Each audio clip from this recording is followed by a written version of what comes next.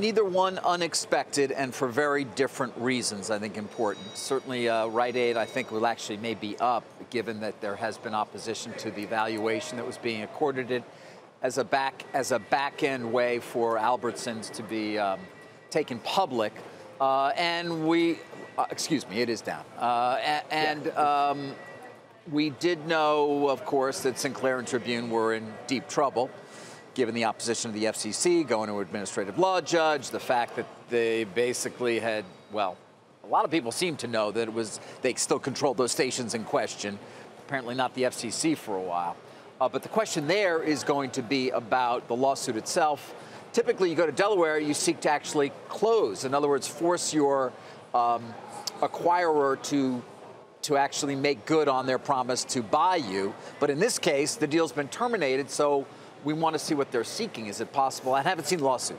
Or are they seeking the acquisition premium, or what is the monetary damages? So interesting. But I think the larger issue we've discussed here a number of times is just how hard it is to get a deal done these days. And the oppositions you find, whether it's from regulators in China, whether it's from a CFIUS review here in the United States, whether it's from our DOJ or the FTC or Carl Icahn, it goes on and on. Well, under the Obama administration, that's what happened.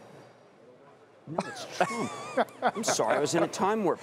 You know, this thing with Rite Aid is very important because this might be the bridge too far. I don't know if you remember, back in 2015, the FTC blocked a deal that was meant to be able to go Albertsons and Safeway, and they made a divestiture of 146 stores to Hagen's because that was the way they tried to do the deal, and Hagen's then went bankrupt.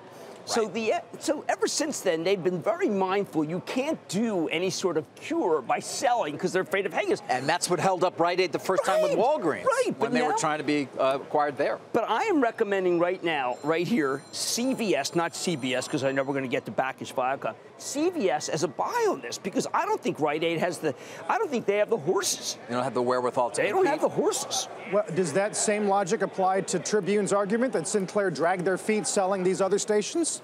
You know, Sinclair might be certainly more profitable, but that is so nasty. I mean, the comments that they used in this trying to block, I mean, they basically accused of sabotaging their unnecessarily aggressive and protracted negotiations with the government. It was almost like the only time you ever see that language is China versus Trump. Yeah, I mean, they're claiming they practically tried to defraud the FCC in terms of what they were doing. And that was very nasty because the FTC did say that they omitted material information. No, they did. And again, there it'll be interesting to see what exactly they seek and how they go about doing that in Delaware. But where you ever write, I mean, guys, this is a major change in tone, whether it be CFIUS, whether it be China. Which has expanded powers and is expected to be signed into law by the president very soon, I believe. Those new CFIUS powers, which are much broader and will potentially allow what has typically been a review only of a foreign buyer of a U.S. corporation. Sort of, they can get into a lot of different things now. Well, I've got to tell you, this would be a major chill because there's going to be a gigantic amount of mergers this year. But it's almost as if the government agencies are saying, whoa, this is not such a good thing to have this power and concentration. I mean, look, the Justice Department's still going after Time Warner. and AT&T.